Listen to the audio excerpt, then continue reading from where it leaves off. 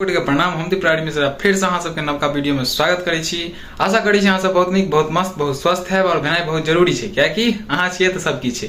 फिलहाल गांव मतलब बाहर से गांव तो बहुते किछ कियो जाइ छै, और जे मिथिलांचल से छै ओ गांवों से बाहर किछ होने छै।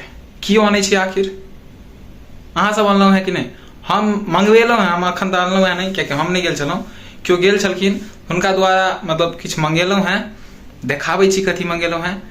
बाहर से तो गांव ल जाए कपड़ा लत्ता इएह सब के सामान सब लेके रहल तो ल गेल। आ गांव से की लाबै छै पता है?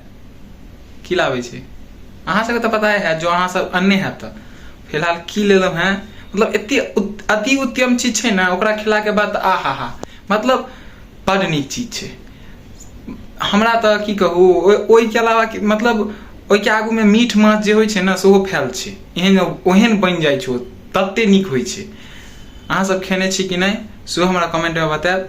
और देखा रहल छी की अनलिए। सबसे पहले तो तिलकोरक पत्ता, जकर तरुआ बाप रे बाप, ऐसा नीक कोनो तरुए नहीं। ई एकर जे तरुआ बना लेबै ने, आह मुंह में कखन केना के जाइ छै, केना के गायब भ जायत पताओ नहीं चलत। ओइ के बाद बनि गेल, ओइ के बाद छै हैया ई गर्मी दुआरे देखै छी केहन क देलकै, मतलब ओकरा ठीक से नहीं लेलकै या पन्नी तन्नी में पैक क देने छलै, खोललकै तोललकै नहीं रस्ता में, एकदम पूरा मलुआ गेल छै। ई छै अरकंच के पत्ता। एकर तरकारी के सब खेने छी जरूर बताएब। चक्का बना के एकर मतलब झोड़ो बना दे छै बहुत कियो, लेकिन एकर चक्का बना के सब खेने छी। एकर चक्के बन के तरकारी बनते हमरा घर में, कियाकि हमरा बड़ टेस्टी लागैया। ई भेल अरकंच के पत्ता। ई तो बाहरों में भेट जाइ छै, ई सब बाहर में भेटनाइ मुश्किल या। ई की कहै छै, एकर नाम छै तिलकोर के पत्ता और अरकंच के पत्ता। ई दोनों तो बाहर में मुश्किल है भेटनाइ। सीम तो भेट जाइ छै, सीमो एले तो ई सब के एकर तरुआ के खेने छी। एकर कचरियो बनै छै, तो कचरियो बनते बोकनी के आ तरुओ बनते, और एकर बनते रात में सब्जी। तो ओकरो वीडियो डालब केना के बनेबै। फिलहाल अखन तो ई बतेलहुँ हैं कि ई सब मंगेलहुँ हैं हम गाँव से, क्यों आबे वाला छलखिन हुनका द्वारा।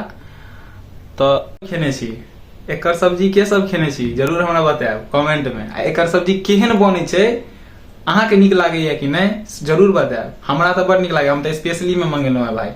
दाई कहै छै भेटबो नहीं करे छै, आब जल्दी भेटत नहीं, बाड़ी झाड़ी बौआ पड़े छै ना इहो सब लाबै ले। तो आब दाई तैयो दाई के कहलिए भेज दिया हमरा ले, तो मतलब ढूंढ ढांढ के भेज देलकै है।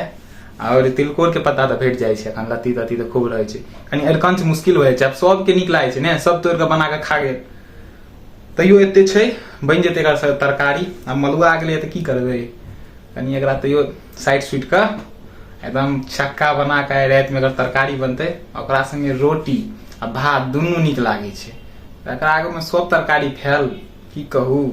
अहाँ सबके नीक लागैया कि नहीं जरूर हमरा बताएब। चलू अगला वीडियो में अहाँ सबके देखाएब कि एकर तरकारी केना बनेतै, मम्मी केना बनबै छै और केहन बनै छै, खाइतो काली देखाएब मुँह के स्वाद।